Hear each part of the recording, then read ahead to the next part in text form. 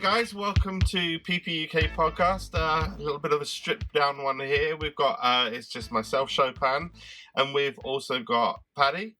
Hi there. And Andy. Hey guys. And we're talking about the latest release, the Prince and the Revolution Live in Syracuse box set that just came out from the estate.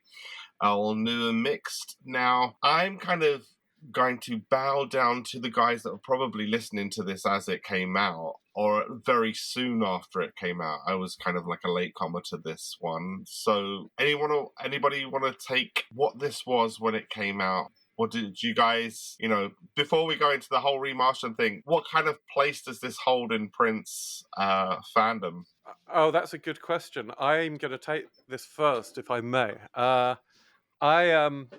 So I got into Prince with Sign of the Times, as I've said probably before. And the way I got into it was seeing Sign of the Times on TV, on Top of the Pops, the video with all the words, and going, oh my God, I've never seen anything like that, and watching it like 40 times in a row.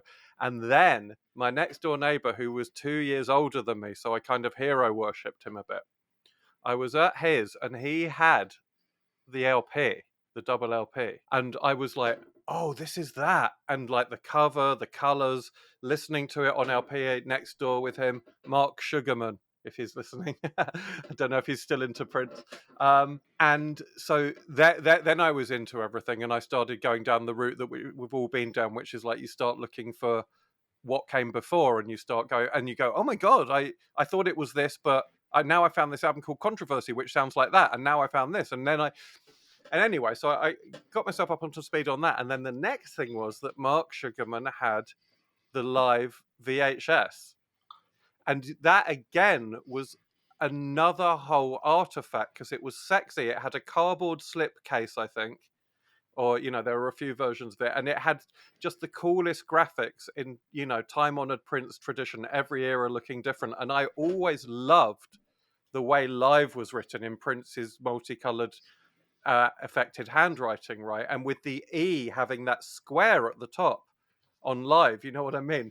And so this was always, this is a long answer, sorry, this was always for me a very kind of artifact, kind of magic thing. It was like going from the records, I think, to now I can see him, and it's on this weird kind of funky magic talismanic box with these weird graphics. And then watching the thing, I just remember being immersed in it, and it was so fuzzy and cloudy and overdone and muddy visually and sonically, but that was kind of part of the trip of it. You'd turn all the lights off in the lounge and lose the entire afternoon watching this. So I have nothing but kind of fond Prince soup memories of this. Well, I was a year behind you, Andy. I got into Prince in 88. I don't think I've told my story, actually. I got into Prince in 88. It was a strange one. Having said that, it wasn't, unsurprisingly, possibly, it wasn't the Love Sexy album that broke me in. I mean, anybody who was broken into Prince specifically from that album, that'd be a pretty interesting entry, to say the least. But it wasn't for me. I saw the Purple Rain film on Channel 4. My dad had taped it for me one night, and I watched that. And we over-romanticize, I think, sometimes when we say, a moment in time saved my life. A moment in time changed my life. Basically, Let's Go Crazy, the beginning of the film, and Let's Go Crazy, and that visual and the whole thing and the song, and little guy with heels jumping off a piano with a guitar into the splits out again and playing a guitar solo. That kind of did it for me. I was like, oh my God, I've never seen anything like this before. So that was kind of my way in. So in a similar way, when I started listening to Prince, it was this album, the Purple Rain album was the very first thing.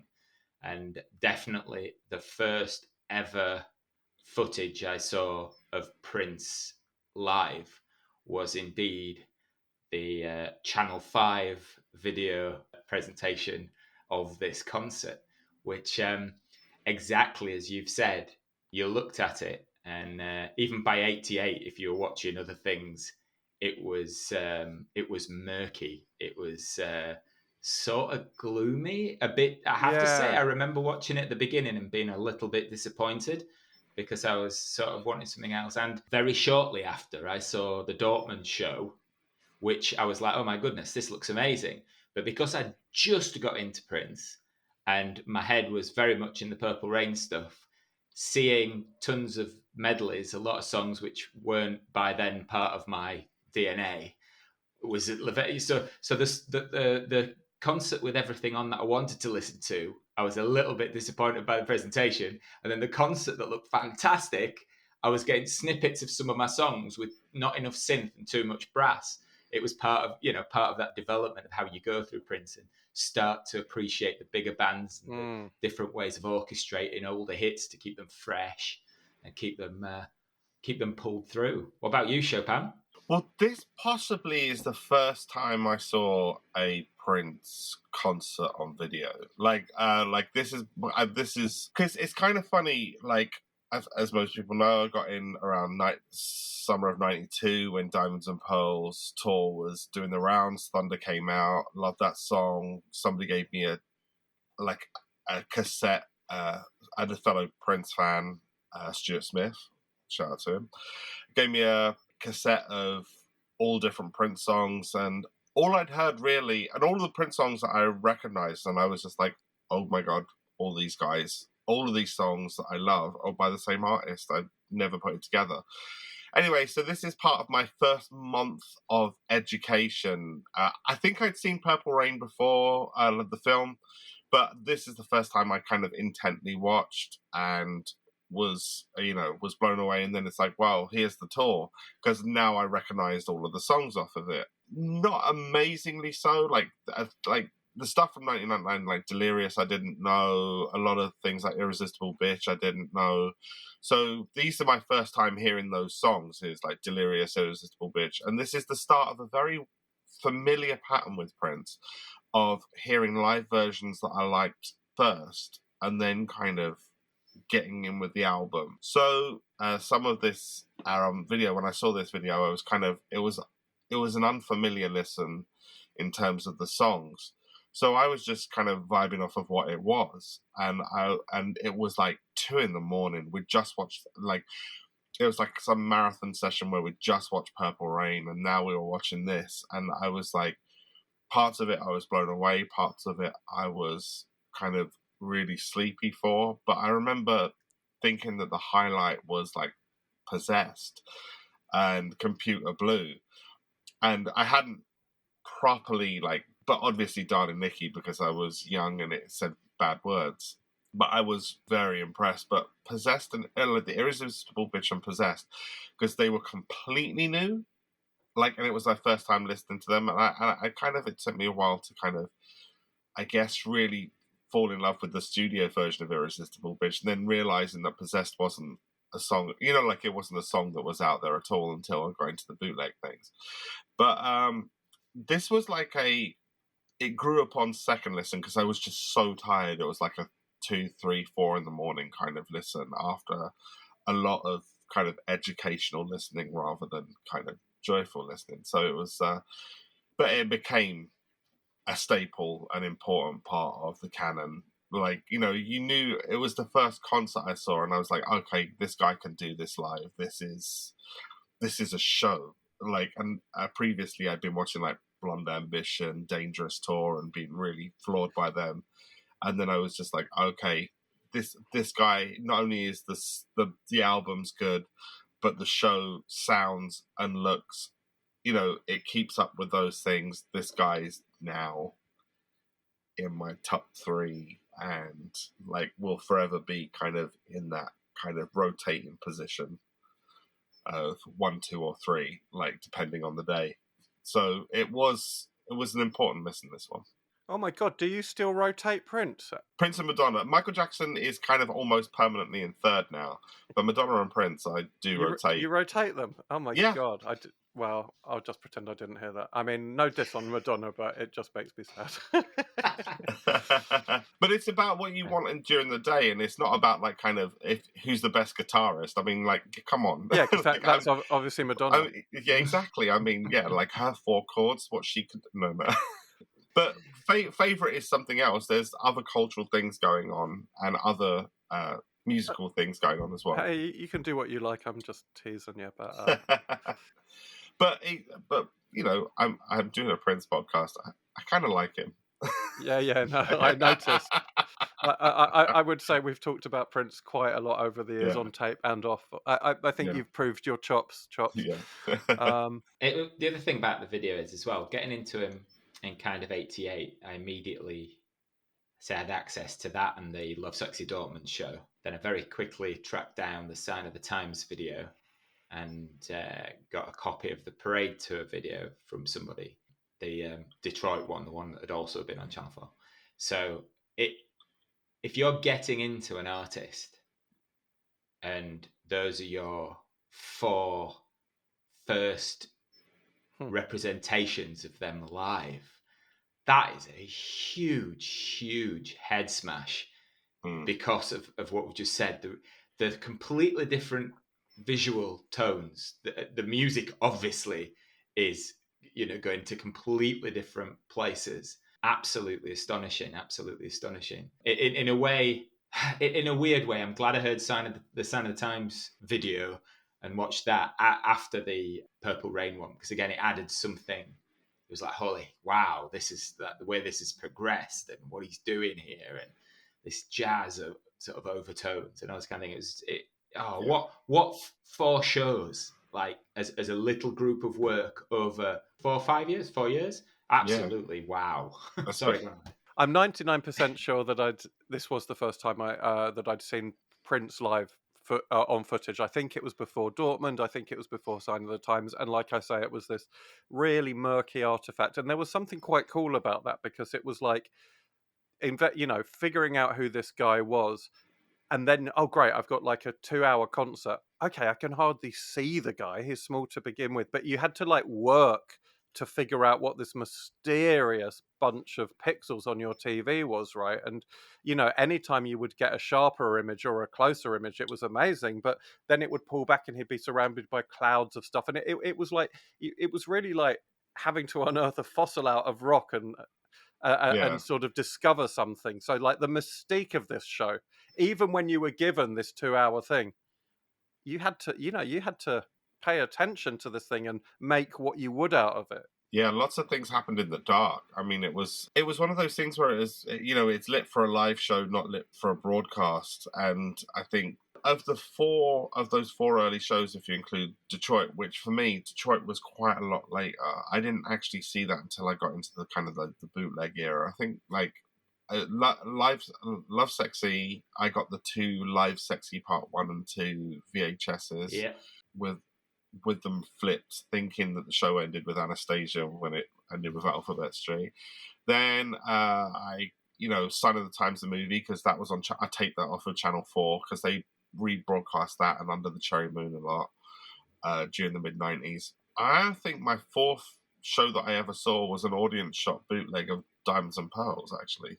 Like like one of those camcorders from the back. Yeah. But I was just so into the songs of that album, I was willing to watch anything.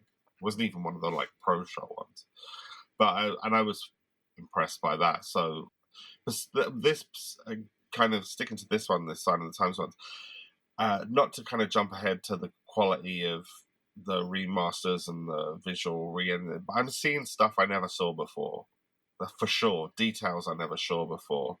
I think it was not until like 4 or 5 watches that I realized that like his pants were completely see-through lace at the back on the kind of like irresistible bitch god possessed part. It took me a while to realize those details. Okay, so I haven't actually seen the remastered video, so I've had a really weird experience of this, because I haven't invested in any of the artifacts that are out there now yet. I probably will do at some point, because I think this is an important show and it's a big thing for me. But I have had a weird experience of now reinvestigating this just as an audio artifact and just listening to it twice for the purposes of this discussion on Spotify. So that was interesting in itself, because obviously it's a really visual show, even if it wasn't filmed, that visually for the audience at the time, for the worldwide audience at the time. But it plays with loads of sort of suspense and hiding in the dark and things emerging from clouds of dry ice and stuff. And that was part of the experience of watching it as a kid. But this time I've just got the audio of that, and when I've been listening to it, I've been sort of half remembering the visuals as it goes along. But it's also interesting just to investigate what it is as 2 hours of sound, because Yeah. I mean, I've seen some people on Amazon saying, oh, they should have cut out all the suspenseful bits, for the actual CDs. And I think absolutely not.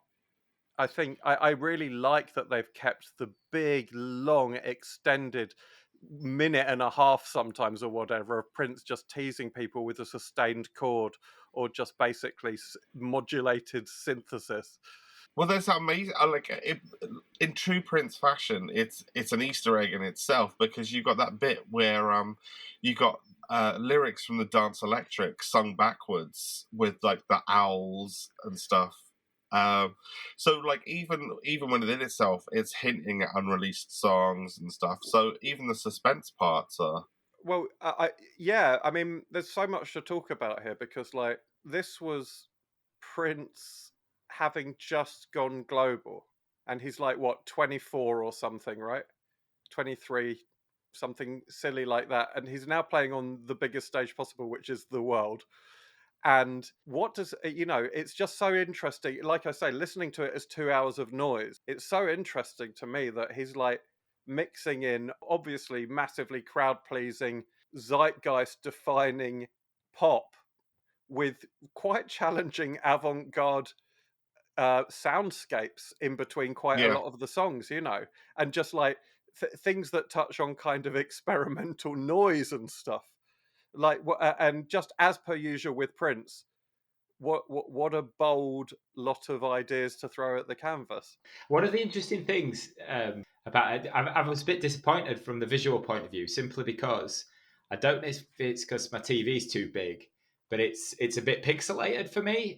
When you have something that's not incredibly high def, but relatively high def, but your screen kind of pulls it out too much. It's been a bit like that for me. That said, I've watched Let's Go Crazy Little Red Corvette in 1999 on YouTube over and over and over again on a nicely defined sort of PC screen, and it looks absolutely beautiful. It was an interesting one to enhance because it wasn't multicolored as such. You still maintain, unsurprisingly, those purples, blues, sultry reds. It's a lot of that, and as you say, tons and tons of white cloud and all that kind of thing. But yeah, I'm going to have to find an alternate way to watch the whole thing on the Blu-ray at some point. But one of the things I think it was on the official podcast. Have you watched the Blu-ray yet? I've watched about half of it. I mean, visually, I really did know the show inside out. I watched it so many times on VHS. It's ridiculous.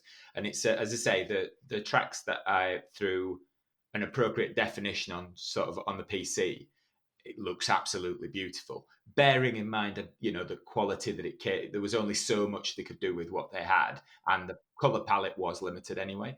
But I think it was from the official podcast, the official Estate podcast. They said that the design of the stage show, the initial design was a much wider spread, but Prince had said he felt that it lacked energy, so they pushed the band back closer together. So essentially, you have this little spot of incredibly frenetic activity, but all this black murk around it.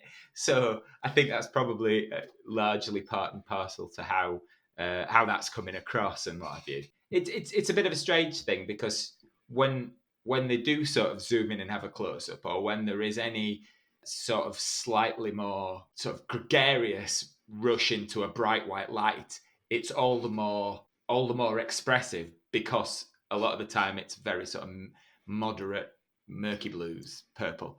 So it kind of works as well, but it's sort of coming from a place that's limited anyway. Yeah, this show has mystique built into its DNA, and the way it was filmed at the time was murky, and they didn't find a great solution at the time. So like you say, I haven't seen this yet, but you're enhancing it from a limited.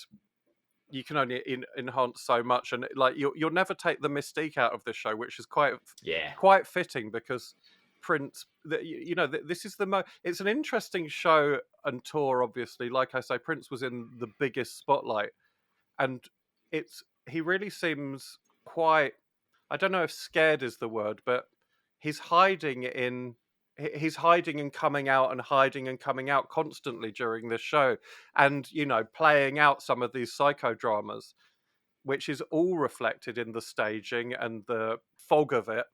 He's like, he says at the start, "My name is Prince and I've come to play with you," which is magnificent, of course, and very Princey. Not play for you, but play with you. So Princey. And again, just what he does all the time, which is he just takes a very, very... He just takes a normal phrase and just tweaks it slightly, and then you're in Prince world. Anyone else would say, "I've come to play for you. I've come to play with you." It's magnificent. But then he seems, now we've got lots of anecdotes from the time about this type, people saying he was quite scared of this sudden enormous fame. And I sort of think about it in that framing now, and sort of think when he's playing behind veils and hiding in baths and showers and fog and sort of saying, "Oh, I just want to be good, but I want to have fun, but I want to be..." He's really wrestling with how much he wants to be exposed throughout this show. Yeah, I mean, with the mystique and everything, there is one thing that the new kind of remastering, one detail I did see is I can actually see in the bottom left-hand corner during Computer Blue when he throws his guitar, you can see the person's hand that catches it now. Yeah. Did you notice that? I think I picked that out on the video, because I always compare that to the Rock and Roll Hall of Fame, where nobody has any idea where that guitar ended. But yeah, the thing that always struck me about when he threw that was how bloody far he threw it. Oh, Jesus, yeah. It's like, oh my God, you'd be on danger money to be a guitar tech working on that gig. It's insane. Yeah, because getting that headstock in the face, like we've all done that if we've been in rehearsals or something, but it's like it hurts so much. Like anybody that's been in a band, you've been whacked in the face by a guitar, and it is so painful. But so I was always curious about what the how it was filmed. Because something like the Cobo Arena in Detroit, that was quite obviously, like 16 or 35 mil film. Sign of the Times, obviously 16 or 35 mil film. Love Sexy, obviously, TV cameras, probably like pneumatic or VHS tapes. There's the master. And I always wonder what this was. And I think it was a pinhole camera made out of cardboard. But yeah, pretty much. And the fact that they've done any kind of remastering on this pinhole camera concert. But and even shows from earlier on are better lit for the stage. Like a lot of those kind of like chic disco shows and stuff like that were much better lit. This was a very dark thing anyway. They've done an amazing job of bringing out any kind of detail from, I think it's a pneumatic tape or maybe a VHS that they've sourced it from. But the thing that blew me away was that the actual audio was recorded 24-track 2-inch tape. And I was not guessing that at all. Like, I thought this was just, they had a 2-inch master and a 2-track stereo master, and that was it. Maybe even like maybe 4-track with like 2 of the tracks were like reverbs or something like that. But the fact that they've recorded this 24-track was very interesting for me, as like kind of like a bit of an audio geek and stuff, is that they were able to get, this is why I think this audio mix that's that's been released is so good. It genuinely shocked me how different it sounded.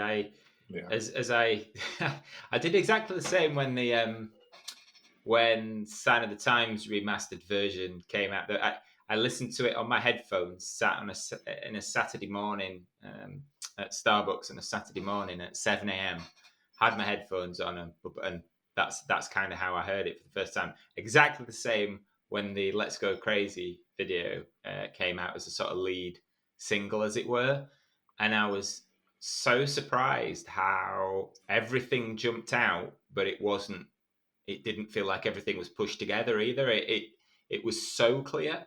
And then when 1999 came out and you could hear Brown Mark's bass play, I was like, the big takeaway from me from a musical perspective, particularly when I'm thinking in terms of playing this stuff in Endorphin Machine and all that kind of thing, was like, oh my God, Ryan, listen to this. But you can listen to all of this 4-string genius percussive bass player who does not get enough credit. And I was listening, I've given sort of I'll Die For You, Baby I'm a Star several listens through, because I love those long drawn out versions with bigger bands and bits of sort of indulgence and spotlights on other people. But just the when you do the segue from I Would Die For You, Baby I'm a Star, as you've got the drum beat going, and you listen to it, I could just listen to this percussive bass stuff for ages, and I can hear it now with, it's like hearing it in 3D. It just sounds so good. Well, Doves Cry as well with Brown, just to kind of Brown Mark, the stuff that this Doves doing when Doves Cry is very simple, but then it's, gets into this kind of rumble. It's just amazing. Just amazing. I haven't yet been blown away by the audio of this. It's partly because I don't really know what I'm comparing it with. Because although this was a big fetish object, this big, oh my God, a Prince concert for the first time when I was a kid.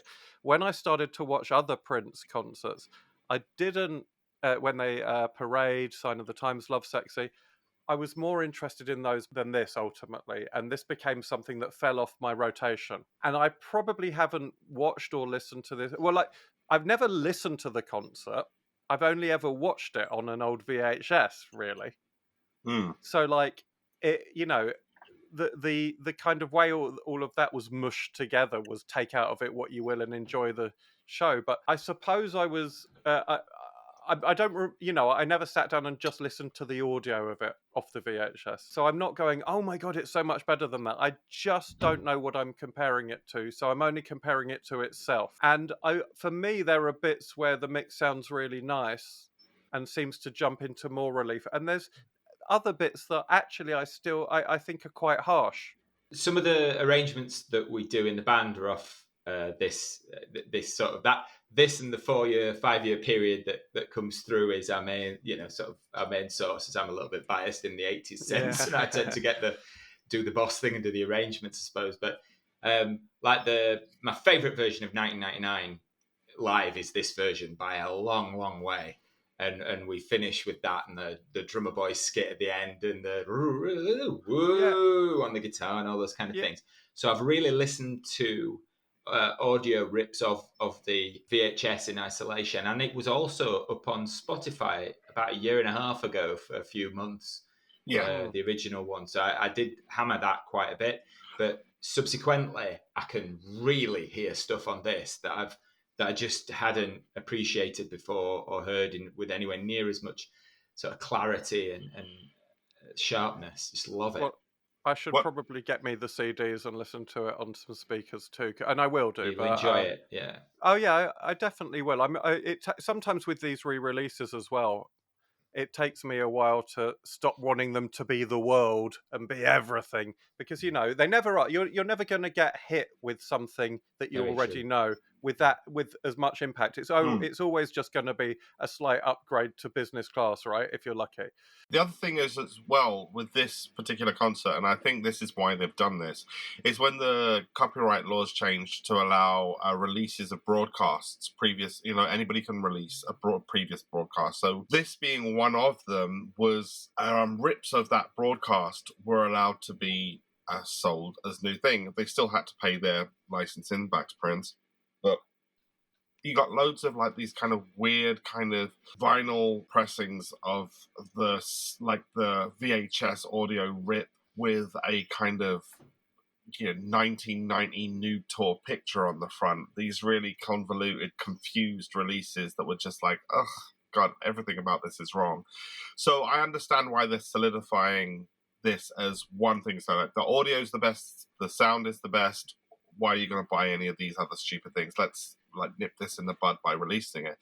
They're doing everything that Prince should have done while he was alive, when he was complaining about bootlegs. But yeah, I think I agree with all of this. I think I just need to settle into not trying so hard to listen to it in a funny way, actually. And my second listen was a lot more pleasant than my first. But I still think there are. It hasn't quite been mixed the way I'd like. Whatever that might mean. I think what it does show off is one really interesting thing is that when he does the "Hello Syracuse in the World, my name is Prince and I've come to play with you," that's one microphone, and then he goes up to the microphone to actually sing "Let's Go Crazy," and you can tell they're two different microphones. I think they've recorded the effect that was being put on the first microphone, had this big reverb, and then things are much harder than the afterword. This way, if you're on your own, he puts the microphone down, goes up and steps to another microphone that's really dry. And it's like things like that. That's just the way it was recorded, and they've recorded the effect to tape as well. That's how the live mix was, which sounds a bit disjointed when you've got that much space between the instruments. When it's like clumped up on a stereo mix of, like on a VHS, those things don't notice so much. It just seems they mulch together. They mulch together.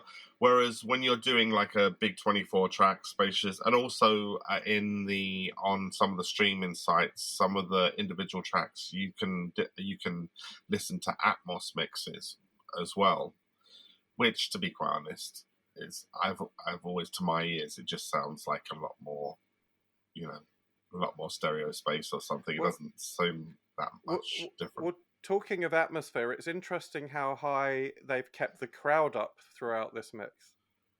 And I think I probably quite like that on it. Really, it's so. Again, just listening to it around town as I'm walking around on my headphones and hearing the crowd, it's really. It gives me goosebumps to think that the songs were just a few months old, but obviously everyone in that stadium is obsessed with Prince, or their friends obsessed, and they've dragged them along and they're getting their minds blown for the first time. And, it's amazing to hear, like, as soon as Purple Rain starts up, everyone's instantly going, woo! And it's amazing to hear, people, some of the crowd appreciating the intro of a song, and then when the actual vocal comes in, the rest of the crowd catch on and go, yeah, and it's just great. It's great to hear all of that stuff. And years later, that's the norm anyway, because Prince is, such a massive hardcore fan base and inspires such devotion. But it's kind of spine-tingling to hear people already just latching onto the mystique at the time, and it made me more than anything want to be at the concert, obviously, and to have never seen anything like this guy, because that's what he was for the world at that time. No one had seen anything like this guy, or they'd seen stuff like it because they'd seen Elvis and they'd seen Little Richard and they'd heard the Beatles, but they'd never seen it all put together in quite this bizarre kind of package. Yeah, and also it's interesting what you say about how interesting it is and how fun it is to hear the audience, is because for a long time I really loved like bootlegs like the Atlanta Purple Rain show, where it's like you cannot hear the audience at all. These are like kind of monitor mixes specifically for people on stage, but specifically for people who are, they're like rehearsal mixes. They're for him to listen back and see if a band made a mistake. They're not to be listened to by the public at all. But, and also some of the live shows that were on the Super Deluxe boxes, like Detroit from 1999. And there is something really enjoyable about hearing the audience. I think out of all of the gigs, this is the one that I really think the audience is part of the story. The audience is part of the narrative of where Prince was at that time, because these are the people he's just got under his spell, and I really like to hear that interaction on this gig more than any. Oh, look, Paddy has just held up the artifacts and now I instantly want to buy them. I haven't actually seen them like in the flesh, even if it's only over a video screen. Now I really want them, you bastards. Did you there's the Blockbusters, kind of VHS poster. That was amazing to see at the back, like the big poster that you get from like the Blockbusters had when it was in the shop. Is that in the package? Yeah. How much do I have to fork out? How much do I have to fork out for the best version of this guy? Well, that's the one from the estate. It's about 100 and something. Oh, okay. You How much do I have to fork out for the next best version? Like the triple. I think there's like around a 50 quid version. I'll see That what will I be can do. CDs and DVDs. You get the big box with that as well, I think, don't you? Yeah. Yeah, it's pretty tasty. And like what I was saying about it being an artifact, I'm sure I'll get my hands on it at some point. It's sure. it's an interesting one, and I might just say as well on this podcast, anybody who hasn't seen Chopin's unboxing of said estate fully deluxe version really has to watch it, because it's Chopin's unboxings just bring pleasure and a smile in your life. It's really good. That is true enough. I think the presentation is really nice. It's like when I said this to Andy just before we started. In some ways, this felt crazily. In some ways, I was a little bit disappointed when I heard this was going to be the next release. Simply because, oh my goodness, I've watched that a million times. It's a fantastic show, but it's that sort of Purple Rain. Not that I probably get a lot less Purple Rain tired than most people do, but nevertheless, I get it. I do understand that. And I thought, well, okay. But again, the second I'd heard Let's Go Crazy, lead single, the mix, and then had a look at it on YouTube, I was just blown away. So subsequently, I thought, well, I hope they do a good job with the presentation. And I have to say, I absolutely think they really did a superb job. The box, the full box with the sort of more lit up version of the band in that classic pose, and the shiny print, and that sort of brighter colouring and presentation. It's just an absolute thing of beauty. It really is. Okay, sold. Yeah, no, I'm not. I'm not saying it for the sake of it. I mean, it really is nice. No, Yeah. I see it. Yeah. I'm sure I'll consume it in some way soon. Good man. So, should we Also, talk it? Yeah. Oh, I'll finish the tune there. Yeah, and speaking of that, if anybody's tired of having releases from this era, it's me. But I was when I heard about this one, I was weirdly less disappointed than a lot of people that are fans of this era. I think because I understood legally why they're doing it. It's part of people are selling this stuff now, and it was something that they had to get ahead of, right?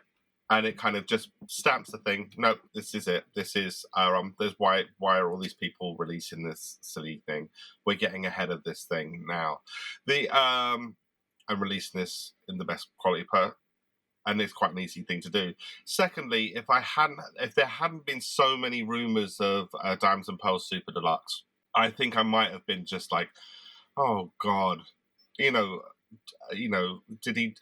just make music from 1983 to 1987. He made other music. But now that the estate is kind of, there's a lot of rumor mill about Diamonds and Pearls stuff. There's lots of hints towards that I'm kind of like, okay, I can bide my time while they take care of this piece of kind of legal thing. And I love this anyway. So yeah, I honestly, anything that comes out is gravy for me, and I'm a little Purple Rain tired, but I also like.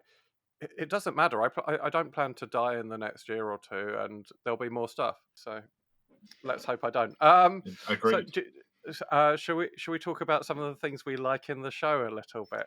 Ooh, yeah.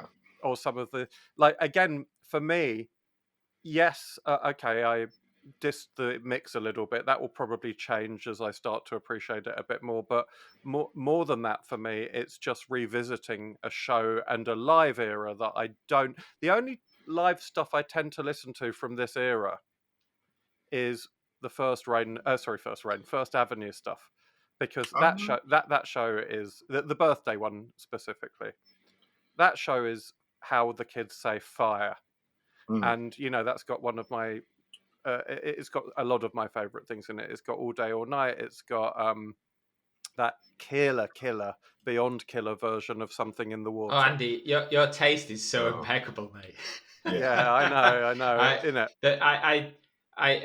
When the soundboard came out, not that many, probably less than 10 years ago, the soundboard came out for that.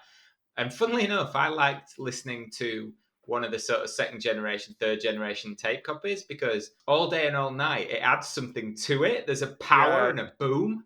When it's stripped down, you can hear a lot and it's great, but the power and boom on just a cassette copy that wasn't from soundboard, that was audience, is amazing. It's nasty. You know, Oh. it's often the way with bootlegs, like I've said this before, but like when we finally got a cleaned up Sexual Suicide, Yeah. I hate to say it because I'm like, I want Prince's cut to be the, you know, canon, but like when you've got used to hearing it with artifacts and a different warmth and a different bleed and a different nasty, it's how it is. You like, that's how it will always, that's how it hit you first, and you like that. It's like driving through a seedy district at night as compared to, you know, when the actual mix comes out and it's like, oh, that's too clean, that's a walk in the park in the afternoon. I liked it when it was the red light district. So, you know, that's the downside of consuming bootlegs. When you get the clean version, sometimes it's not how you first loved it. With All Day All Night, are you guys talking about like an audience recording of this show, or are you talking about that studio outtake that was the produced version of this? Your audience recording of the shows. Okay, all right. I was going to say, I was just making sure because, you know, there's the produced. It sounded so different from the one that came out in Silent. I mean, unsurprisingly, but it's so different, the whole show. And I think it had more energy from being recorded from within the crowd with the tons of bottom end and the stumbling bass on 17 Days. It was just so similar to Andy when I got into Prince and started allegedly exchanging tapes. The stuff I allegedly heard was allegedly brilliant. Allegedly honest. Well, maybe you can do an alleged Matrix mix where you put lay that in a underneath it. We should probably do an alleged PPUK podcast at some point about bootlegs. But anyway, and bootleg culture. I'm down. Getting us back on course. Stuff we like in the show, Andy. Fire away, man. Yeah, I will be back on course. But like I say, I like the deep cut of the birthday concert from this era. But revisiting the giant arena smorgasbord that is this show, it was really fascinating to me because it feels to me like after this show, everything changed. Oh, not after this period, everything changes with the band and the direction. And the Purple Rain concert, as it's captured here, representative of the big event, the big flamboyant event, feels like the end of and the summing up of and the kind of final, like, last days of Pompeii of this rococo, overblown, overdramatic, melodramatic, purple period. The bookmark, wasn't it? Okay, so I've gone from a fairly well-known performer to the biggest guy in the world, number one single, album, film. Yeah. This is the sort of miasma that it came from. There you are. There's your document. I've got another one in the bag. You're probably not going to like it, but I don't care. And I'm writing the one after it already. It's just superb. But what hit me was like how it's just, you know, it's everything. It's the big jams. It's the big pop songs. But also it's like Prince almost using the concert kind of as a studio tour or a studio production. And like, because there is so much it's like a masterclass in how to produce, and it's kind of like what the Beatles would have done with Sgt. Pepper if that technology had been available at the time. This is like what the Sgt. Pepper tour might have looked like in some analogous way, or sounded like in some analogous way, because it's the live experience, but augmented by like kind of like, I'm going to throw studio at you as well.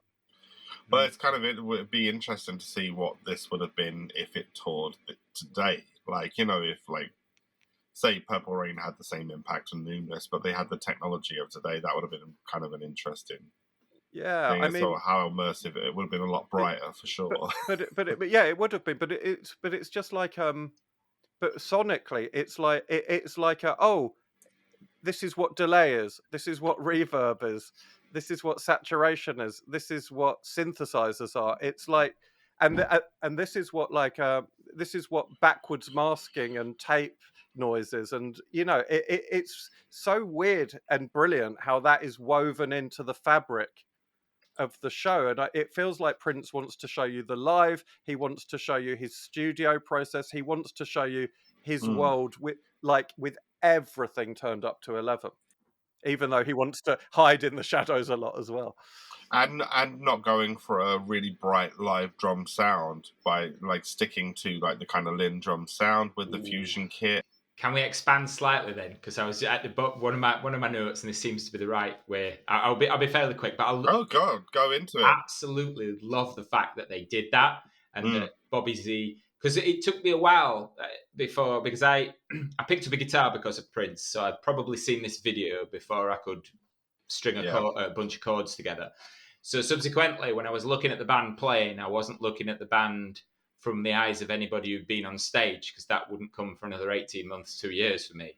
So I didn't really understand what people did. So when I was actually looking at it with a little bit more of an educated mind, I was like, what the hell is... So Bobby Z's standing up all the time. He doesn't seem to be doing that much. And then when I got more into the technology, particularly when we started doing Endorphin Machine and thinking about Lynn drums and stuff, I was like, right...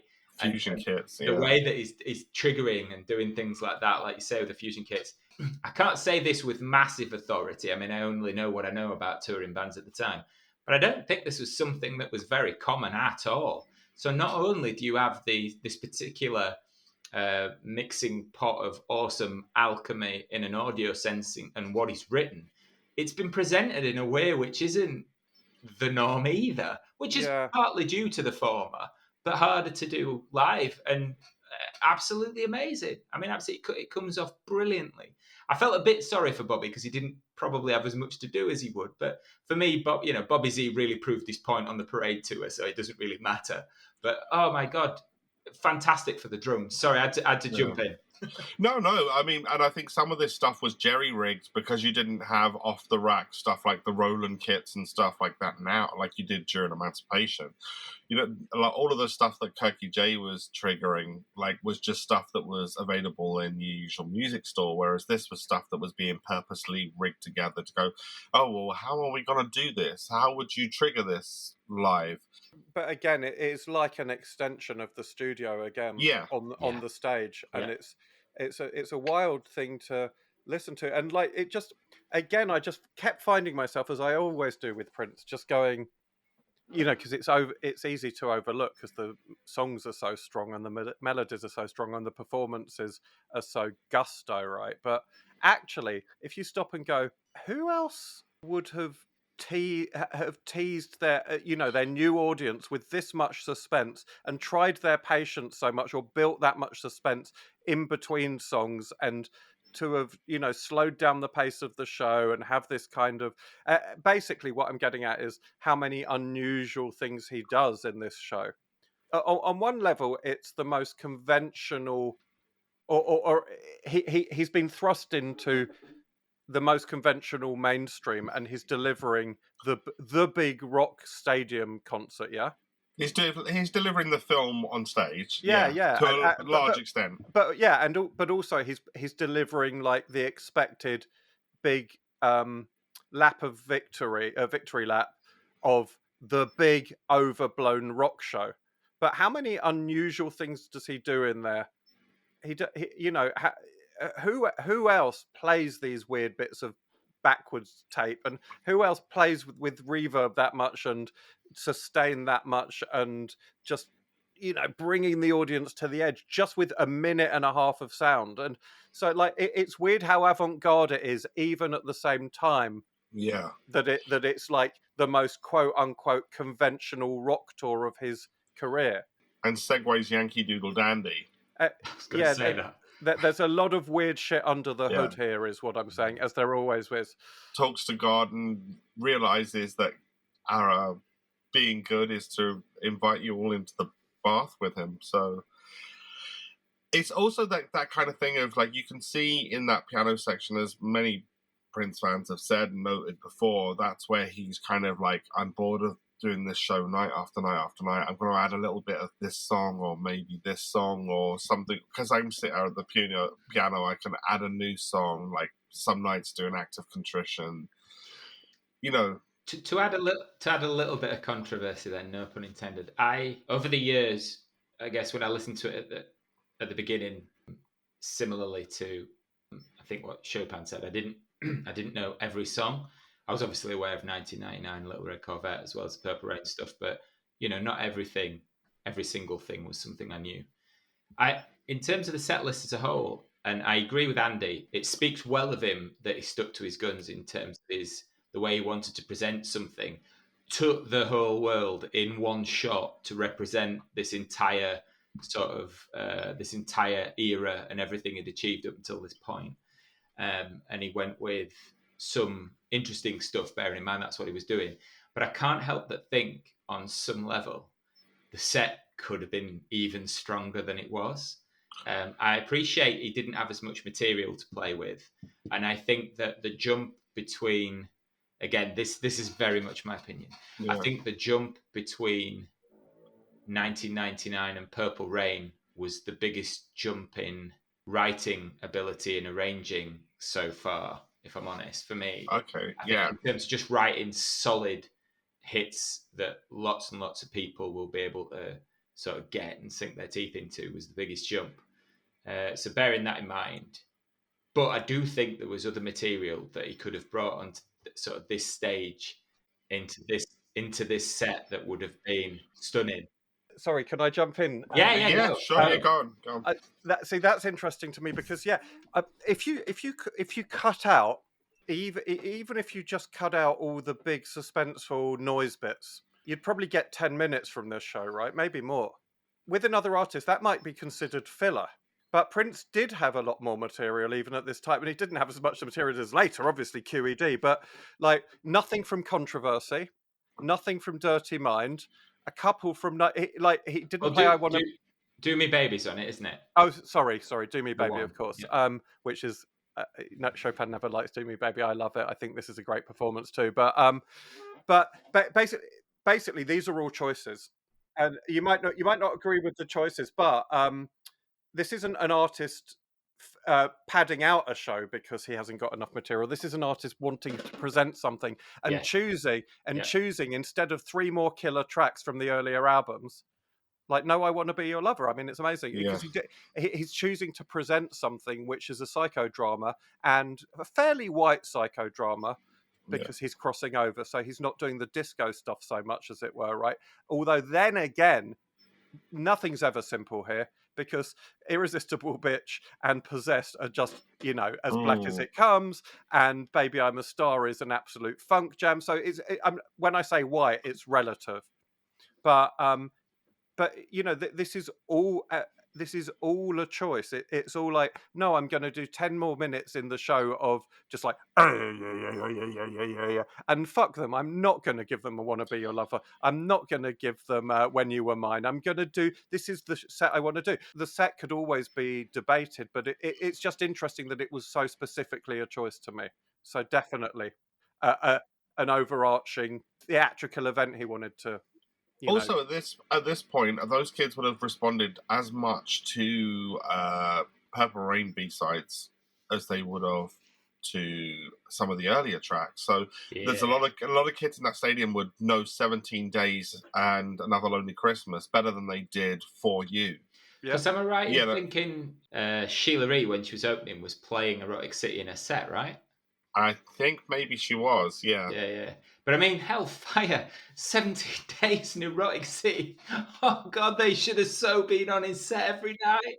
Something in the Water would have been amazing. Yeah, he wasn't lacking for songs, and obviously, and I love that. He was just like, again, it wasn't, I've got enough of a set if I pad it out with noise. It was like, no, I have an embarrassment of riches to choose from, and this is what I want to present. The average energy, if we were looking at this in a peculiarly sort of mathematics by proxy way, right, which is bullshit, I know, but bear with me. So like the highs are so high that when you have a set, you have, let's see, 1, 2, 3, 4, 5, 6, no, 5 up-tempo solid intro tracks, and then you have extended I Would Have You, Baby I'm a Star, When Doves Cry, Computer Blue, and Darling Nikki at the end. It just feels to me that he takes it down in terms of the energy dynamic so He much does. by putting "Do Me Baby" in a sort of half slow. How come you don't call me? How come you don't call me anymore? And let's pretend we're married. Like slow And it down. goes back up. Yeah. God, love it, hate it. I've never been a fan. Absolutely love I'm it. afraid. But Absolutely, it tickles me. The average, the sort of average that you pull from the highs and then the lows, just in terms of sort of drive, it seems to be an odd, really disparity. Okay, He also has the tears in your eyes to play with as well around this time, right? Yeah. I love that he's sitting again. Conventional rock show, the most mainstream he's ever been, and he sits down and he plays God to the stadium, and there's nothing more. There's nothing more. And gets away with it. And of course, always. There's nothing more like I'm going to do this my way. I think the thing you can forgive him for is if he did take the more conventional route, it would end up being the best concert of all time type of thing. But he takes some aspects of an unconventional route, and it's still up there, and he can be admired for doing what he wanted to do. Always wants. It's interesting. Very interesting. The word I'm looking for is contrary. Oh, yes. And like you know that in his head he's like, I don't want to just give them what they want. I want to challenge them, and I want to be contrary, and I want to play God because that's important to me, and I want to make it hard for them sometimes because I love them and I've been courting this, but I also hate this, and I want it to, I have to show my reticence as well, I think. One of my favorite things, I like the kind of thought experiments about, when people said what he should have done or whatever, is if he could have got it within himself to tour Europe and Japan when Around the World kind of was coming out at the same time, is kind of, rather than just carry on as the Purple Rain tour, use those legs to become the Around the World in a Day tour and fuse the two albums as a tour. Put Raspberry Beret in the mix and knock some of these slower ones, and that would have been an amazing tour. But then you wouldn't have got Parade. But okay, the other aspect is that any live show does need relief, and if you just play banger, banger, banger, banger, banger, it becomes an onslaught. And Prince's bangers were onslaughts anyway, good onslaughts. But I think a third of it was patchy. The middle third was patchy. In terms of dynamics and ups and downs. Not saying it was bad, yeah, Irresistible Bitch, Possessed, superb jam.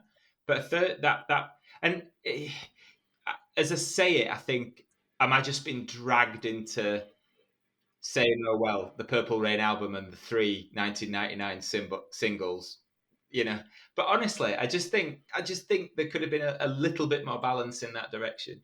This was one of the nights where this was one of the shorter versions of this kind of middle set, and there were lots of reviews around the time that these things would, like this section, would stretch out for ages. I've heard people that went to the tour say, yeah, that bit really dragged on, and like some people were like twiddling their thumbs during those bits during like the Toronto show and stuff. So but I still love that he did it because he's an artist, and he does, and he walks in crooked shoes.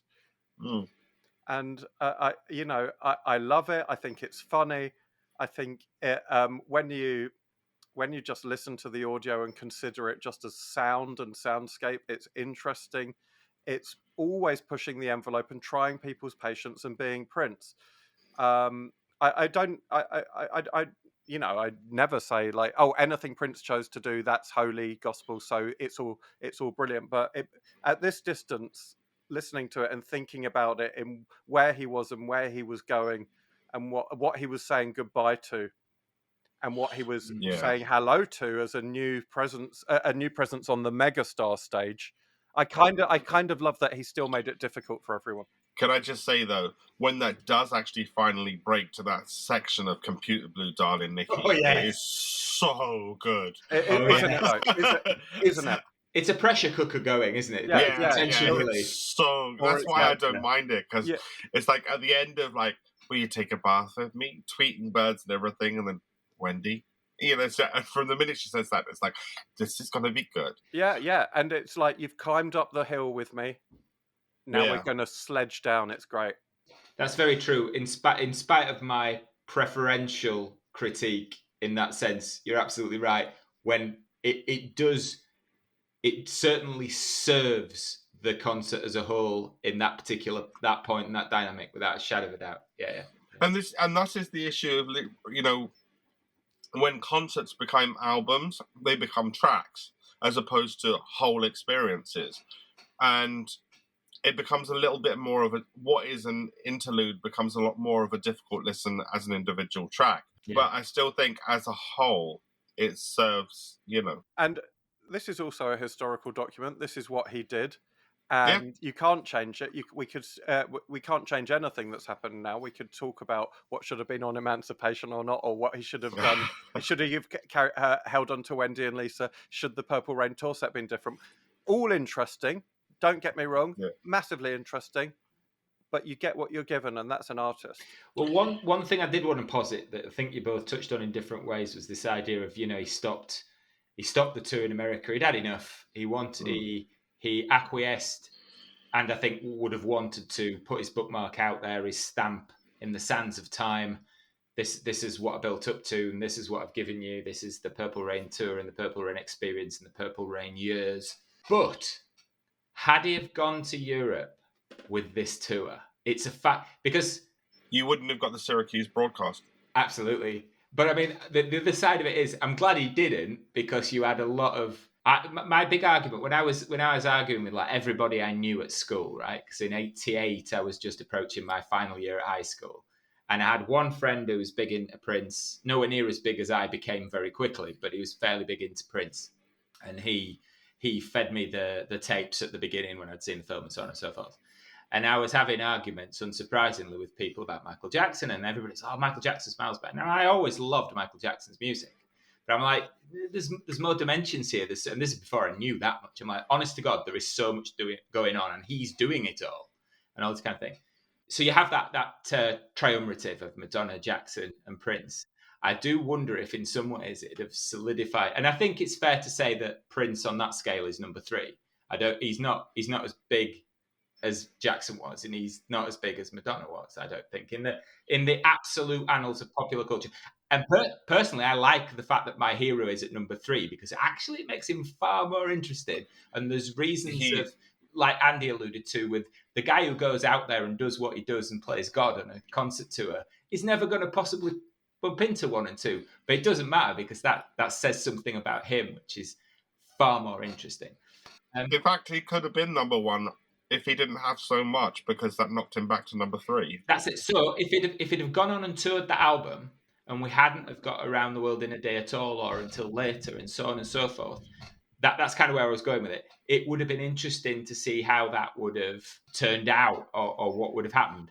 But as I said, when I was arguing with my friends saying, no, he got to the top, refused to tour the rest of the world, and then released an album that everybody went, what the hell? This sounds nothing like Purple Rain 2. And that's, to me, that is like artist. He basically said it himself. He said, do you know how easy it would have been to have changed the key of the solo at the end of Let's Go Crazy and open up the new album with that? Yeah. And that's it in a nutshell. It's basically, oh, look, I've proven anytime I want, I can win the race. Anytime I want, I can climb the mountain and be in that spot.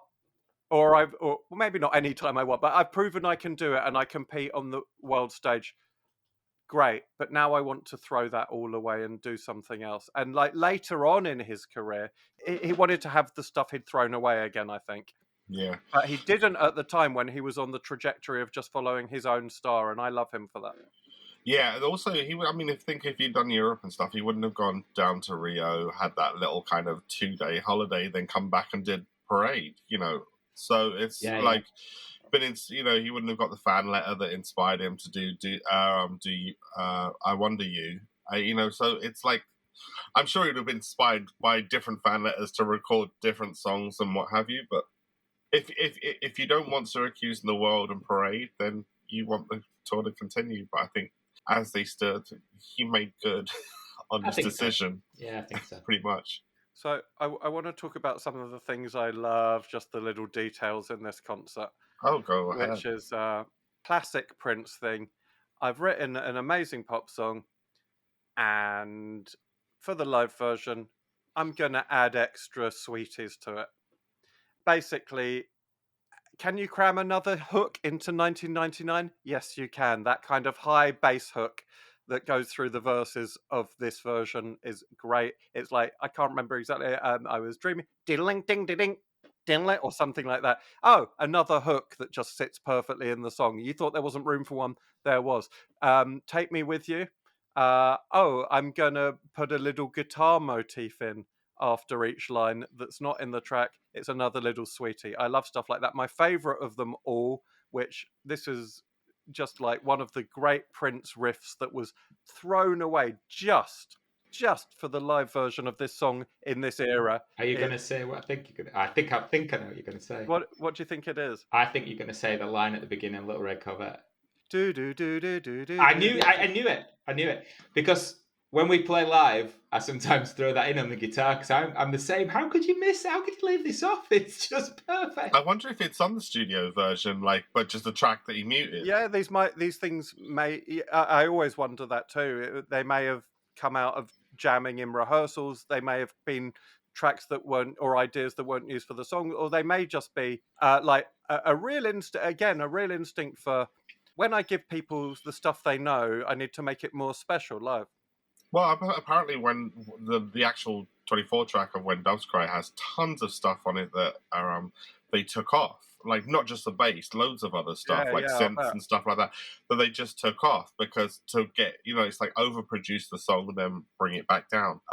One of the live things that I liked that he did was take the kind of mad piano jamming from the middle of Let's Go Crazy and put it in the middle of Delirious, like as a throwback, and it's just like, I love that. It's such an Easter egg. I was thinking that too, and then it also made me really think about the link between those songs because they're both alluding to insanity.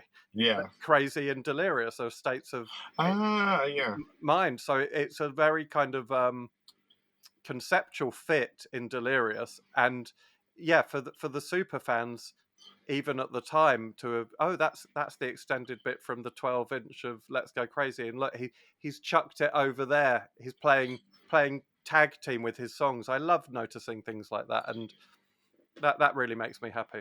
And it's it's true rockabilly Prince. Both of those are like kind of that. Then he kind of alludes to back in. I love that. Wendy's guitar lick at the start of Irresistible Bitch. That's killer. And then the key change when it goes down into Possessed is just like when it just goes boom, boom, boom. Like I'm sure these are highlights for all of us. Irresistible Bitch and Possessed, and again, it's like this is quote unquote a white show by Prince's standards. But then, even then, I am just gonna say, by the way, there's an entrance to another side of music here if you want it, and just knock you out with Irresistible Bitch and Possessed, and then close that door again for a bit. But it's there if you want to come explore, guys. Well, I don't think it's even a small door, because then he does Little Richard, then he does that James Brown, and then he does gospel, and then he does. Well, no, you're right. I mean, it's never just going to be white, and I don't mean it to be that binary, but no, I just mean in terms of. It's more like an advent calendar. It's like a little advent calendar of black music within this kind of. Definitely, it runs through the show, but it's a note. This was his biggest crossover, and it's his most conventional, not conventional. It's his most direct hit on white America, right? Yes. But of course, the black music tradition is woven into it, but. Really, when he takes the gloves off and just hits you with the double whammy of Irresistible Bitch and Possessed, it's another show entirely for 5 minutes, isn't it? Well, it's kind of like a precursor to what the parade tours were like. Those kind of one-note marathon jamathons, and to me, that's where every one of his bands has like these strong points where they just shine. And I think those kind of on the one jams, like Soul Psychedelic Side and stuff like that. Oh. That's where the Revolution really shines. It's when it's just like this type, on a one, boom. Oh yeah, it's just absolute, and that's where Bobby Z's beats are just like the sound that he built his ideas on for the first 5 years of his career were just like that brick shithouse, rhythm section with Matt Stabs, kind of, It's fantastic to any time they go into that mono groove. Absolutely. Yeah. And to go back to your Sweets motif, Andy, second verse on Computer Blue and all the extra stuff. Oh, I mean, it's just like, God, Yeah. that's too good, really is. Agree, yeah. It's like, having him do the edit of the hallway speech version, just like the half-size version just before they knocked it off, edit off completely. That's a poor lonely computer, that kind of stuff. I love that stuff so much. It's an embarrassment of riches. That's possibly, I think Computer Blue might be one of my favorite 80s tracks. Like yeah, it's up there. I mean, if we're not counting Love Sexy stuff, but even then, so good. It's just super duper hard ass grind, man. I love it. Doing the breakdown twice, the way it comes around twice. I always thought Computer Blue would be a good Faith No More cover, oddly enough. Yeah, they would do a good job of it, actually. For the tenuous link, please listen to On the Record off the cuff review featuring your favourite man, Chopin. It's just badass, man. And just the lyrics are always badass. Just there must be something wrong with the machinery is badass lyrics. Yes. It's an amazing freaking track. One thing I really wanted to mention, again, it's very relevant to Computer Blue, is Prince's guitar playing on this show. It was an interesting time. He was playing almost exclusively the Telecaster, obviously. The Cloud had to be the party piece because it was very much at this point in time tied to that specific song. And indeed, when it appears and you hear the thick, monstrous growl in the middle of the Into a Purple Rain, it just rips your heart out. It's astonishing. But a lot of this was on the Telecaster, and I love the fact that as that particular guitar played on the bridge, distorted in this environment, it's a very thin but still tonally quite nice sort of solo and rhythm sound. But it's very, very cutting. It's quite thin. It sort of speaks to he's playing at this side. Obviously, he's slightly less of a master of the guitar at this point. He's still learning. And later on, I think he's much more professorial when he's playing. You can see him thinking in the later years when he's playing, and he's thinking of all the places he can go and all the things he can do when he's improvising. You can really see that the book is just wide open for him, and he can do what he wants, how he wants, when he wants. When you listen to the Purple Rain tour, a larger proportion of his playing is still very instinctual, and sometimes he hits patterns that he repeats. And I don't think that it detracts in any way. It's a lovely shot in time of where he was with his playing, and I love all this stuff where he's bending sort of the E string and the A string really violently on stuff like Computer Blue at the end of 1999, things like that. And when he hits, the way he does bends is different. It's slightly less controlled. He doesn't picture anything, go pitchy, but it's so there's a wild man about it. Particularly if you look at like the energy and the explosion of energy in Let's Go Crazy when he does at the end of the first solo, and he just puts a little bit on, followed by a bend. Yeah. It's very, very visceral, and it's very instinctive. It's like a creature hunting its prey almost when he's playing. Mm. And I love this time of Prince's playing. It's very, very exciting and high octane, and not always perfect, but in a very, very good way. It's hungry, man. I think one thing I would say about the guitar on this concert, though, is like he doesn't actually indulge in that much. It's spot stuff, really. Yeah. And like he'll leap out to do a bit of pyrotechnics, but it doesn't as a rule stay there for very long. There's not a lot of extended Guitar Hero stuff, which like Sign of the Times tour and Love Sexy tour, he was really stretching out. Here it doesn't last for long when it comes. I don't think he's put it in the structure of the show either. Like if you look at the places he's got to improvise and kind of stretch, they're not guitar places. It's like Baby I'm a Star, which is more like dance breaks and kind of giving cues to the band. Yep. He's more confident as a band leader than he is, not to speak for him. Just the show that he designed here is like doesn't have that much space for it, that's for sure. And like it feels like he's covering a lot. He's got a lot of bases to cover in this show, and he's got a lot of people to please and a lot of new pressures. And the guitar is hungry when it comes. It's thrilling, but it doesn't. He's trying to show. I think he's got a lot. He's got to say, look, here's all these studio noises. Here's the performance you've never seen. Here's a lot of people I want to introduce you to. These people I'm playing with, and it just fits in with everything else rather than stretches out. With the exception of Purple Rain, obviously. That is mind blowing. The section he plays on the telly when it's building is sumptuous. It's not a distorted sound and it's paced differently, but there is a little bit of wild abandonment in just the same way as the little frills, like you said, the sweets things in some of the songs. For me, yeah, the show is ordered and it's organized, so his little extras, his little sweets are like the first solo in Let's Go Crazy. He adds a little bit of a flair at the end of the phrase.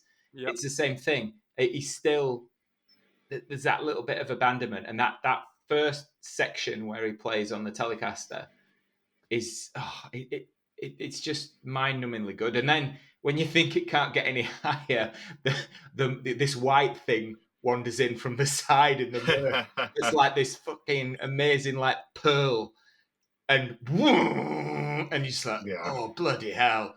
And then it continues to go up substantially. Not much. When I was younger, I didn't get emotional about music. Not really. And I can remember watching that guitar solo through, and it would make me cry because he just took it to the beats were so good. He had his section which was as the record, and then he extended and went out. And he had his bit before he got to the section that was as the record in terms of the soloing. When he loses himself in it and gets the anger and the deep emotion, and he's really scraping it out and knocking the microphone stand over, and that there's a bit where he's just sort of hitting it with three of his barred fingers. The da da da da da da da da da da. I don't know if you remember that bit, but right towards the end, when I think he stood next to one of the girls from Vanity 6. It is so deep and emotive. It's ridiculous. And that was probably that was the first thing I can ever remember bringing tears to my eyes from something that's just a song being played on stage. Yeah, that. And I also between Computer Blue and Purple Rain, like the second half of the show, Computer Blue and Purple Rain are the only songs he plays guitar in, if I'm right. Apart from grabbing it to like spray water all over the crowd. Well, Let's Go Crazy. Yeah. No, second half no, of the show. From the second half of the show. Oh, sorry, yeah. After the thing, so actually, the first bit, he's pretty much got a guitar strapped on until Do Me Baby. Then after that, he's only got the guitar for 2 songs. Yeah, so there's actually not that much guitar playing from Prince in this show. What's the song where he throws Wendy a solo, and I think she was very nervous of soloing in front of crowds? And well, she does the solo on Little Red Corvette, but I think you're thinking about When Doves Cry intro. No. Oh God, I can't. She does one on Let's Go Crazy, doesn't she? No. What you're thinking of is Let's Pretend We're Married, where she does the rock and roll solo after he's done the Eric Leeds Germany. Yeah. Because it always makes me laugh because she does this wobbly head thing when she walks forward to sort of accentuate like the little rock and roll riff. I think I remember reading that, she didn't like soloing in front of crowds, and that she was a rhythm guitarist, and he threw. See that's a difference because she's playing a solo that's not canon, and she's playing improvised. Wendy, you play a solo now, and I love that she comes out and plays like a perfectly, like a really felt, gutsy, quote unquote crappy solo. I love that solo. I know what you mean. Yeah, it's not crap. That's not the real word I want, but it's kind of like it's like you're nervous. This isn't your comfort zone. Make something up, Wendy. She plays a rhythm guitarist solo in the nicest way possible. I love it. That's spot on. Actually, spot on. Yeah. There's a lovely quote from her on the Estate podcast about this release, where she said, she was kind of when she was watching it back. before they did the podcast. She noticed the visual editing on the Little Red Corvette solo, and she said 1985, Top of the World Tour, cuts to the female guitarist to play the lead guitar solo off an album. Yeah. And the bloody camera goes back to Prince. And she said she was so good. And I'm thinking, do you know what? You are absolutely on the money there. That would that should have stood as just Wendy doing her thing. I mean, we can all understand why, but shame. But if it was Jez, the camera would be on him. Yeah, probably. Yeah. Love Wendy's playing. Wendy's an interesting cat. You look at her, you listen to the Revolution playing, and she isn't a soloist. She can't really solo. She doesn't do anything, replicate anything. They sort of miss stuff. But again, her layered playing and her chordal playing and her logical mathematical mind when she's going, she's stunning. But her funk playing is absolutely unique and superb. Coming off that old hot rod Rickenbacker with the F holes filled in to take a little bit of the glass off, to tighten it just enough for those funk moves. Like Andy said, I think Andy said about the beginning of Irresistible Bitch, that riff. Yeah. Oh my I think word, Chopin said it, but it could have been either one of us. Yeah, I think we both agree. We all thought the tone of it is just. We speak with one voice on this. It's so savage. It's just like oh man, it's just a razor blade under the lapels. It's terrific. The tone of it, the playing of it, the feel of it is just so good. And I usually hate Rickenbackers. Like, to play them as well is like, I feel they play like bricks to me, but it sounded so good. That riff, like that guitar rhythm, that funk rhythm is like, it's a funk guitar rhythm, and it's 3 rungs better than most things you've heard. It's just better. It's just got more moves in it, man. It's just sharper, it's better, it's funkier. It's tricky as hell to play, I can assure you. Get it right and not catch the D string on the way down. But lovely. I think she's very underrated, was Wendy's guitarist in many ways, especially when you look at some of the guitarists he had since. I mean, then again, being a guitarist in a band with Prince, it's a tall order one way or another. The Revolution was a unique musical kitchen, as I once saw it described. And going to watch the Revolution these days and being immersed in that sound and realizing, you hear the songs very differently when they're all around you like that. And and it's so, when you listen to the Rev live, you just go, oh yeah, this must have felt good, because it still feels good. They're bringing themselves to it, and they're playing what he programmed them to play, plus themselves, and it feels great. The Revolution is so unique. I couldn't go and see them when they were in London. I didn't mean I couldn't get there. I just couldn't go without Prince there. Oh, really? Yeah, I thought about it when I heard it was going to be released. The tickets were going to come out and that they were doing a London show. Did you see the NPG? No. But I'm not overly, I'm not one of those guys who, I'm not into Prince to the degree that I worship him as a human being and my life is Prince, and, I call my kids after Prince and all that kind of thing. That's not me.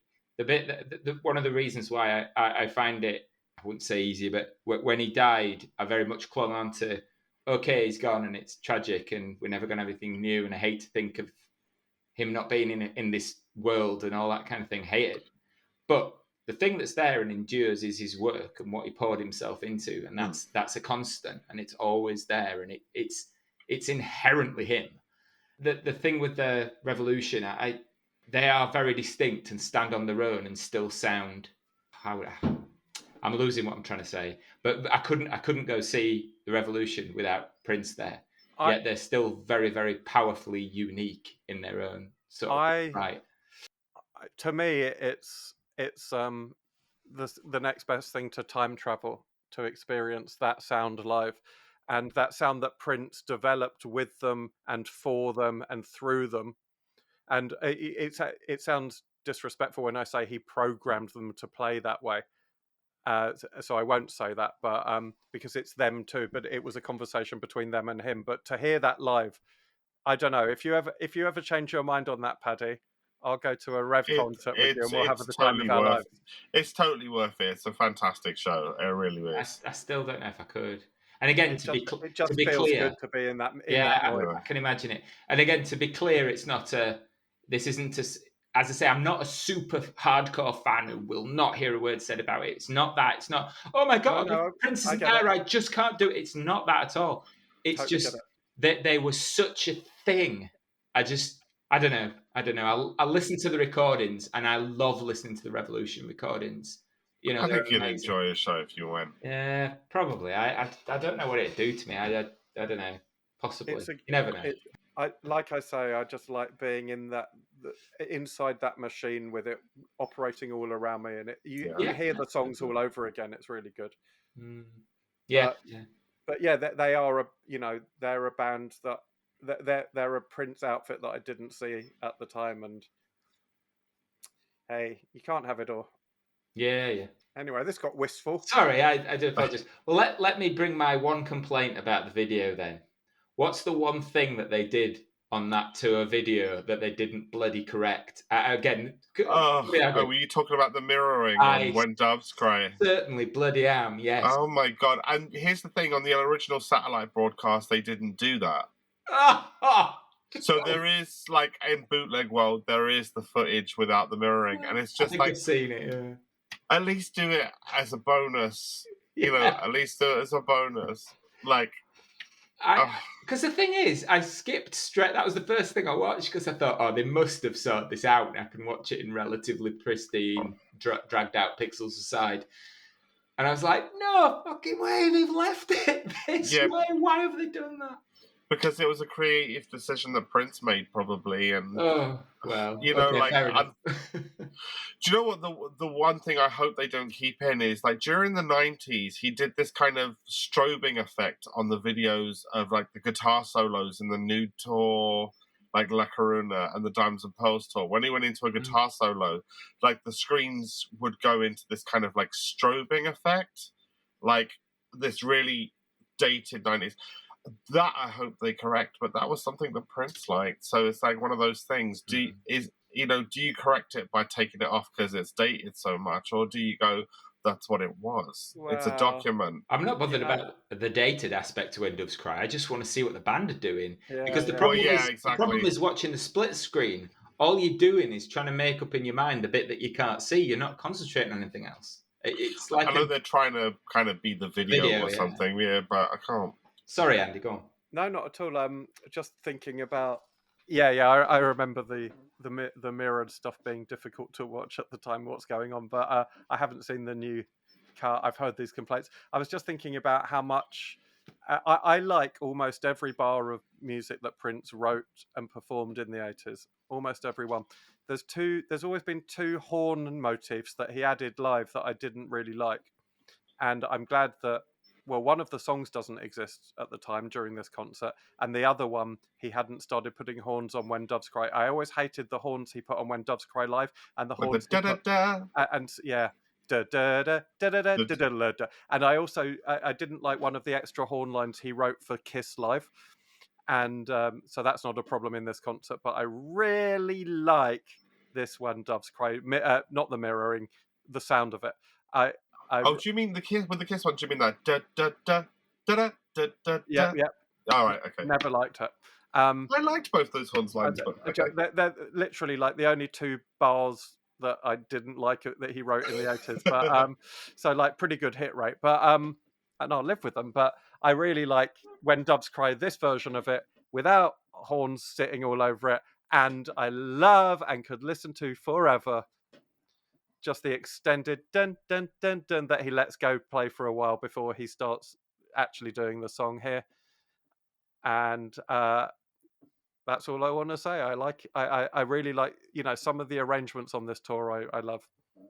I love the extended bit at the end of Darling Nikki. That that is amazing.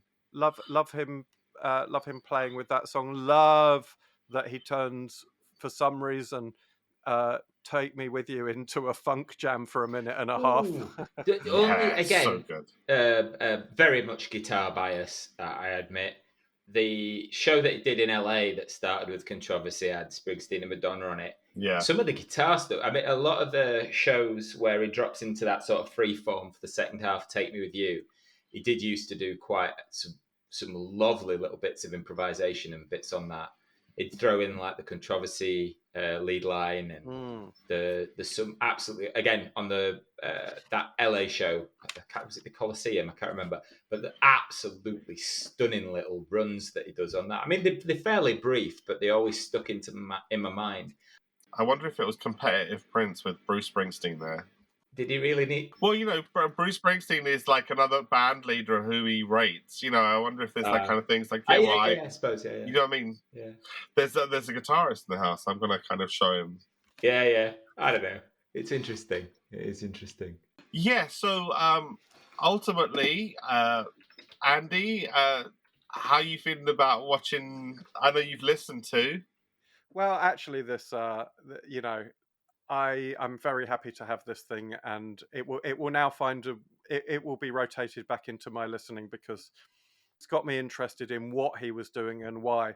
And also the other thing that I didn't really mention, or we've all touched on it, but I really enjoy listening to this concert in context of where I know he went next and where it came from, and just thinking this, this concert, he laid on everything that was in his palette before sweeping that palette away and changing tack a number of times. And I think that, that's why this concert and this tour, more than anything, are interesting to me, because it was like it was a summing up. It was the final big gâteau he made with this particular set of ingredients before he went and, started cooking up some other shit.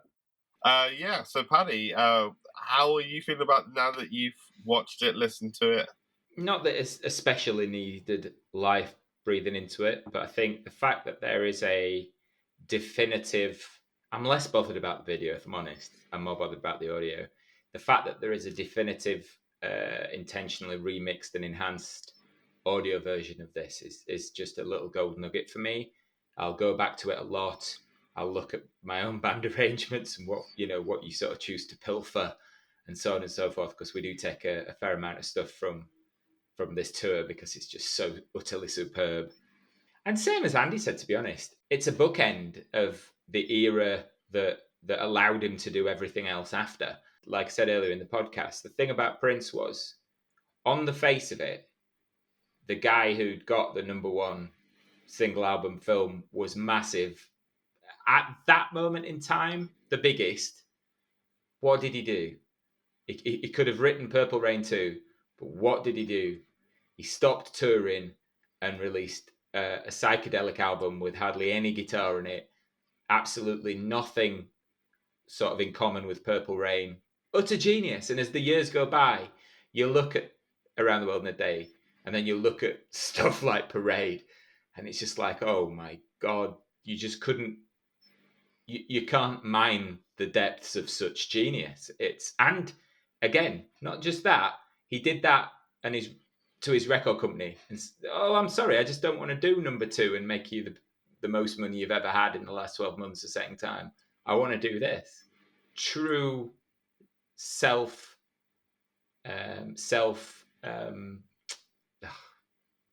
He knew what he was doing. He ploughed his own furrow, and that was just.